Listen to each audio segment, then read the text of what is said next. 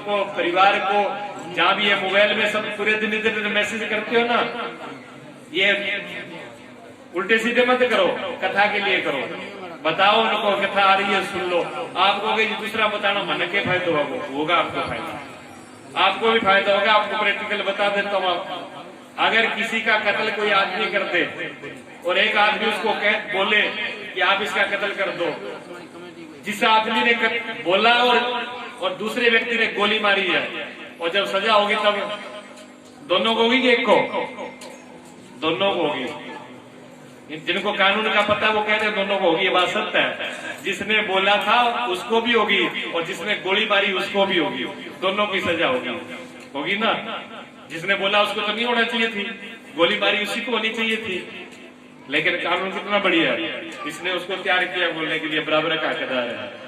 तो अगर एक आदमी का कल्याण होगा, सुनकर्म होगा, भजन करने जाएगा, सत्संग सुनेगा, एक व्यक्ति के जीवन में सुख आ जाएगा, तो उससे आपको डबल सुख मिलेगा। इसलिए चाहे पड़ोसन कितनी खराब लड़ाई करती बोली, तो एक कथा खातर तो बोली पड़ी हो, कहती है चलना, ठीक है ना। तो जो सोए पड़े उनको जगा लो, जगाने से काम चलेगा। ये तो इसकी बात हुई। दूसरा विषय मैं आपको बोल रहा हूं, परीक्षित, क्योंकि आज पहला दिन है। परीक्षित के बारे में बता रहा हूं। परीक्षित का कोई नियम नहीं है कि परीक्षित ये होना चाहिए, शादी वाला हो, बिना शादी किए हुआ हो, जोड़े वाला हो, बिना जोड़े के हो।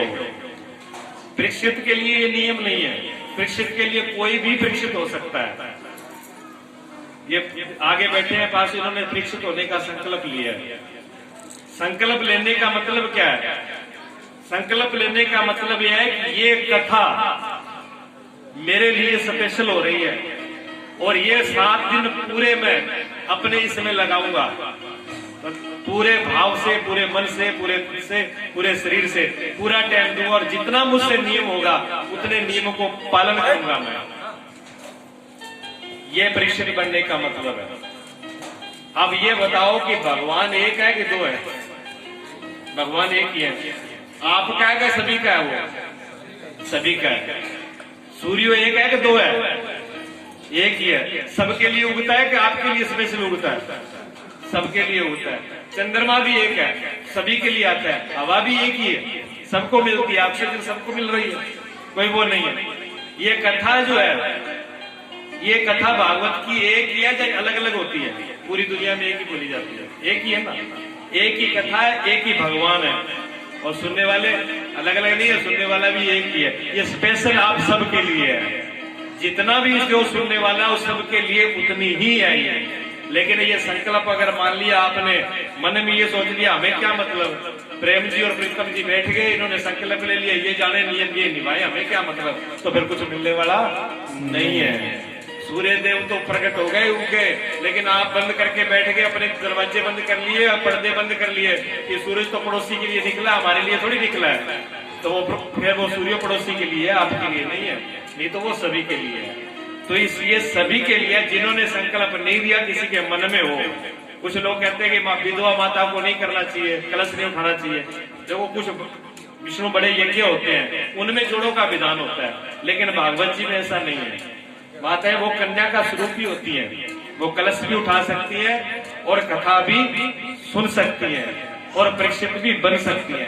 तो जिन्होंने संकल्प नहीं लिया वो अभी चाहे आप भगवान के आगे मन से ही अपना संकल्प लेके जाए कि 7 दिन तक हम पूरा इसमें अपना टाइम देंगे और सुनेंगे। ये कथा मेरे कल्याण के लिए, मेरे लिए है। और नियम क्या है उसमें? प्याज लहसुन न खाओ, बहुत अच्छी बात है, क्योंकि वो उसमें बदबूदार होता है, तामसी होता है, इसलिए। बाकी कोई बड़ी बात नहीं उसकी। और चारपाई जो पुनी होती माची होती है, जिसको चारपाई बोलते हैं, माची बोलते हैं आप, उस पे नहीं सोना होता, क्योंकि उसमें जीव का अंश माना जाता है। उसमें बेड पे सो सकते हो, लकड़ी के बेड पे सो सकते हो, जमीन पे सो सकते हो, गद्दे पे सो सकते हो, नीचे डाल करके, कोई उसमें। और पवित्रता से रहना होता है जितना हो सके। सबसे बड़ी बात है कि फालतू बोलना ही नहीं है 7 दिन के लिए। एक मौके किसी से अगर नुकसान भी हो गया तो बिल्कुल शांत भगवान पे चढ़ा दो। ये 7 दिन के लिए किसी को कुछ कहना ही नहीं है, एकदम शांति। शांति सिर्फ जबान से नहीं है, मन से भी। मन से भी किसी का बुरा नहीं सोचना और जबान से भी बोलना नहीं और सुनना भी नहीं। कोई इधर उधर की करे तो बस चल दो अपनी कथा में टाइम। 7 दिन के लिए निश्चय कर लो कि ना गलत बोलना है ना गलत सुनना है, ठीक है ना। प्रेम से रहना है और शुद्धता से रहना है, कोई लंबे चौड़े नियम नहीं है इसके। और सुबह शाम कथा सुननी है, आरती करनी है, संतों के दर्शन करोगे, ब्राह्मणों के दर्शन करोगे, कथा सुनोगे। और सबसे बड़ा ये स्थान जो है गौशाला का। गौशाला का स्थान छोटा मोटा नहीं है। गौ माता में 33 कोटि देवी देवताओं का आवास है। ब्रह्म पुराण, वेवत्र्य पुराण पढ़ करके देख लीजिए आप अच्छी तरह से, दोनों पुराणों को, उनमें बिल्कुल प्रमाणित रूप से लिखा हुआ है, ऐसे नहीं है। मैं आगे और विस्तार से बताऊंगा जब टाइम होगा तो। आज तो इतनी बात बता रहा हूँ परिषद के जो नियम है। तो परिषद के लिए कोई भी परिषद का अपना संकल्प ले ले, कोई उनमें खर्चा विशेष नहीं लगेगा। आप ये चढ़ाओ, इतना देना होगा, दान देना चढ़ाना वो आपकी श्रद्धा पे है, किसी के साथ कोई जबरदस्ती नहीं है, ठीक है ना। लेकिन आयु गंगा को खाली मत जाने दो। दूसरी बात कलश की है। कलश जो है, कुछ माताएं मेरे मिलने वाली है, अभी कलश यात्रा होने के बाद में उन्हें पूछा आपने कलश क्यों नहीं उठाया? कहते गुरुजी कलश के मन गई है, 2 घंटा ये चक्कर लगा गए ना, 40 श्रद्धा ही कोई चक्कर जी तो बढ़ेंगे रहे। ये बात मेरे को सुनने को मिली है अभी, तो मेरे को ये बात पहले बताते ना आप। ऐसा जरूरी नहीं था, जिन माताओं से चला नहीं जाता, पूरी परिक्रमा करके नहीं आया जाता गांव की, वो यहीं से उठा करके यहाँ तो रख देती है। अभी भी आज पहला दिन है, अगर किसी के मन में ये रह गया हो भी मैंने कलश नहीं रखा, तो वो यहीं से भर करके और ये सब विधि विधान करके यहाँ रख दें। क्यों रख दें? कलश का बहुत बड़ा महत्व है। कलश यात्रा का महत्व ऐसा नहीं है। कलश समुद्र में अमृत किस में निकला था? कलश में निकला था ना। जो अमृत है वो भी कलश से ही उत्पन्न हुआ। माता सीता कहां से आई थी? माता का सीता का जन्म कहां से हुआ था? कलश में से। धरती के अंदर जब राजा जनक ने सोने के हल चलाया था, तो वो कुश किस में लगी थी? जिसको आप घड़ा बोलते हो, मटका बोलते हो, उसी को तो कलश बोलते हैं। और क्या है? वही तो है ही। और क्या? वो कलश के अंदर नोक लगी थी, उसी में माता सीता जो है लक्ष्मी के अवतार है। माता लक्ष्मी भी कलश के अंदर ही अवतार लिया, ठीक है। कुंभज ऋषि, जिसको अगस्त्य ऋषि कहते हैं, अगस्त्य ऋषि का दूसरा नाम क्या है? कुंभ ऋषि। एक बार कौन? भोलेनाथ गए कुंभज ऋषि पाही गए। ये रामायण के अंदर है। माता सती और भोलेनाथ जी ये कथा सुनने के लिए, राम कथा सुनने के लिए किसके पास पहुंचे? कुंभ ऋषि के पास। उनका जन्म कहां से हुआ था? कलश से। उनका भी कलश से जन्म हुआ था। ये कलश मामूली चीज नहीं है। कलश के मुख में भगवान विष्णु का वास है। कंठ में रुद्र, भगवान शिव का जो कलश का, ये कलश का जो कंठ है ना, ये गला है, इसमें भगवान शिव का वास है। और जो इसका तलवा नीचे, उसमें ब्रह्मा जी का वास है। ये जो मंत्र बोलते हैं जब कलश की पूजा करते हैं, तो उस मंत्र में ये बोलते हैं। उस मंत्र, जब ये मंत्र पढ़े तो उसको गौर करना, वो इसमें ये बातें बोलेंगे, बोली जाती है। वेद की, ये वेद मंत्र है, कोई मन गणत की बात नहीं है। ये बात वेद में लिखी हुई है। तो मुख में विष्णु, कंठ में शिव जी, भगवान शिव, और तल में रुद्र ब्रह्मा जी, और बीच में मध्य में मातृगणा। जितनी भी मातृशक्ति है, जितनी प्रकार की माता है, दुर्गा है, लक्ष्मी है, महाकाली है, सरस्वती है, जितनी भी देवियां हैं, जितने तीर्थ है, जितने तीर्थ, सप्त ऋषि, चारों वेद, समुद्र,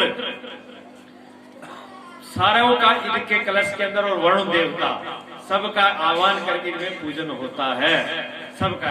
इसलिए जितने भी शुभ कार्य होते हैं, जितने भी अच्छे, चाहे आपका घर का मुहूर्त हो, चाहे दुकान का मुहूर्त हो, चाहे मंदिर का हो, चाहे यात्रा का हो, सबसे पहले कलश का ही पूजन होता है। अब पहले तो मंत्रों के द्वारा सभी देवी देवताओं को बुलाकर केवल कलश में आह्वान किया। फिर 18,000 मंत्रों का जो है, भागवत जी में 18,000 श्लोक है। 18,000 श्लोकों का शास्त्री जी तो नहीं कर पाएंगे, क्योंकि पूरी कथा करते हैं तो टाइम चाहिए। लेकिन उनके लिए स्पेशल ये बिठा रखे हैं बेचारे। ये यहाँ पर बैठे क्या करते हैं? ये पाठ करते हैं। 18,000 मंत्र पढ़े जाएंगे, मूल पाठ पूरा होगा। और वो मूल पाठ जहां भी हो जाए, कैसी भी बाधा हो, प्रेत, कोई भूत प्रेत जोनी में अगर गिर जाए तो उसका भी उद्धार हो जाता। आपने सुना नहीं? अभी जो दुधकारी था वो प्रेत जोनी में तो चला गया था, इसके सुनने से उसका उद्धार हो गया। तो इसका पूरा पाठ होने से ऐसे किसी का अगर दोष है तो वो भी नाश हो जाता है, उसे मुक्त हो जाता है। तो उन मंत्रों के द्वारा ये अभिमंत्रित हो जाएगा और इसके द्वारा अभिमंत्रित होगा। फिर यहाँ पर राम नाम की चर्चा, कीर्तन, उसके द्वारा अभिमंत्रित होगा। ये कलश अमृत का ही बन जाएगा। उसके बाद में इसका क्या उपयोग होना है ये लास्ट दिन बताऊंगा। पूरी कथा सुनोगे, पूरा नियम करोगे, उसके बाद बताऊंगा फिर इस कलश का क्या होना है। ठीक है ना, ये ऐसे ही नहीं है, इसका बड़ा महत्व है। कितना टाइम आरती करेंगे?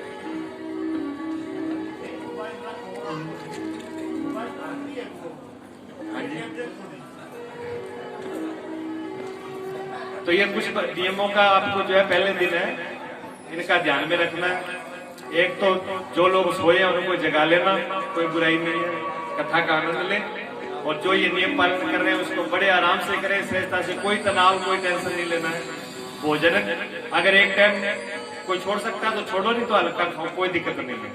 फल खाओ, दूध पियो, भोजन करो, उसकी कोई बुराई नहीं। इतना मत करो कि 4 घंटे बैठने में आलस ही आ जाए, बैठे ही नहीं जाए, इतना मत खा के आओ। थोड़ा सा हल्का खा के आओगे तो आराम से बैठोगे, आलस भी नहीं आएगा। इतना का खा करके आए, ठीक है ना। ज्यादा खा लोगे तो फिर उसमें परेशानी होगी। इन चीजों का सबका नियम पालन करने से धीरे धीरे सब काम हो जाएंगे। और ये आज तो ये समझो कि आज का दिन तो पूर्णावती की तरफ जा रहा है। बच्चे तो 6 दिन है, ऐसे ही पूरी जिंदगी निकल जाती है। वही तो बोल रहे हैं, पूरी जिंदगी ऐसे ही चली जाती है, पता ही नहीं चलता। इस जीवन को तो पूरा एक दृढ़ संकल्प बना लो। ये 7 दिन अपने पूरे अपने लिए, किसी के लिए नहीं है। किसी परिवार के लिए, बच्चे के लिए, घरवाले के लिए, काम के लिए, पैसे के लिए, धन दौलत, किसी और दूसरे के लिए नहीं, ये सिर्फ अपने लिए है। शरीर के लिए भी नहीं, खुद के लिए। शरीर के लिए तो आपने बहुत कुछ किया, क्या काम आया, सब छूट जाएगा। इस पूरे का पूरा प्रयोग अपने ऊपर ही करना है। बोलिए सतगुरुदेव भगवान की जय। आज विश्राम देते हैं, कल से वही आप 11 बजे या 10 मिनट तक पहुंच जाओ। 11:15 बजे जो है कथा प्रारंभ हो जाएगी।